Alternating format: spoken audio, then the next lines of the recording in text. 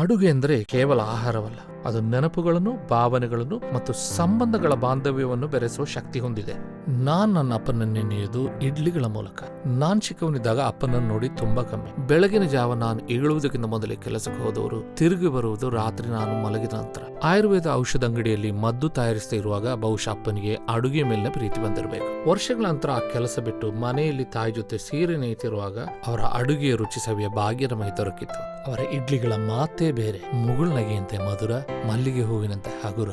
ಅವರು ಬಳಸಿದ್ದ ತಾಮ್ರದ ಇಡ್ಲಿ ಸ್ಟೀಮರ್ನ ಹ್ಯಾಂಡಲ್ ಮೇಲೆ ಅವರ ಹೆಸರು ಕೊತ್ತಲಾಗಿತ್ತು. ಅವರದನ್ನು ತುಂಬಾ ಹೆಮ್ಮೆಯಿಂದ ಉಪಯೋಗಿಸ್ತಿದ್ರು. ಅದು ಮಾತ್ರವಲ್ಲ, ಅವರ ಮೊದಲ HMT ವಾಚ್, ಶಾಲೆಯ ಪುಸ್ತಕಗಳು, ಮೊದಲ ವಿಮಾನ ಟಿಕೆಟ್ ಎಲ್ಲವನ್ನು ಅವರು ಸಂಭ್ರಮದಿಂದ ಉಳಿಸಿಕೊಂಡಿದ್ದವರು. ಪ್ರತಿ ಕೃಷ್ಣ ಜನ್ಮಾಷ್ಟಮಿಯಂದು ಇಡ್ಲಿ ಮತ್ತು ಪಚ್ಚೆ ಹೆಸರನ್ನ ಸಾರು ಮಾಡ್ತಾ ಇದ್ರು. ಹಿಟ್ಟನ್ನು ಕಲ್ಲಿನಲ್ಲಿ ರುಬ್ಬಿ ರಾತ್ರಿ ಪೂರ್ತಿ ಹುಳಿ ಬರಿಸ್ತಾ ಇದ್ರು. ಅವರ ಕೈಯ ತಾಪದಿಂದಲೋ ಅಥವಾ ಅವರ ಪ್ರೀತಿಯಿಂದಲೋ ಏನೋ ಗೊತ್ತಿಲ್ಲ, ಆದ್ರೆ ಇಡ್ಲಿಗಳು ಎಷ್ಟು ಹಗುರವಾಗಿತ್ತಂದ್ರೆ ಇಡ್ಲಿ ಇಷ್ಟದ ಅಮ್ಮ ಕೂಡ ಕಾಯ್ತಾ ಇದ್ರು.